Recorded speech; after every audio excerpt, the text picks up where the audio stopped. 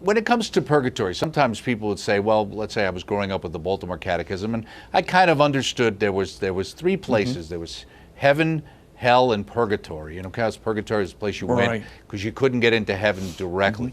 But it was thought of as being a place. Now we hear more discussion, and you kind of, as to it being a process. I mean, we don't think, is hell a process? Is heaven a process? Or is it just that purgatory is a process? And why is it different, or has it changed? Well, yes. First of all, purgatory is a process, and heaven is not a process, because there's no progress to be made in such a process, right? Whereas in purgatory, something has to be done, something has to be accomplished. This purification process has to be done. Whereas in heaven, we're just enjoying the state of enjoying one another without any of the obstacles, without any of the opaqueness that comes, of the vision of the other, or wanting to do the good for the other, right? Or express ourselves in a perfectly, lovingly godlike way to the other, right? There's no, it's just a state of enjoying that, and we call that state a state of being rather than a process, a state of becoming. Now, in hell, the key thing is that the new catechism defines hell not so much as a place, but as a state. It does use the word state, and there's this tension between state and place, in a lot of theological argument. That, by the way, that goes all the way back to the Church Fathers.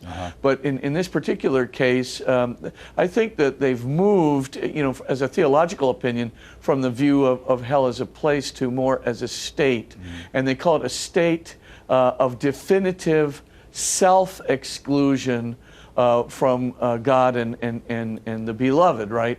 And so it's an exclusion of self from love, an exclusion from God, a self-exclusion from other beloveds, other blesseds in the kingdom.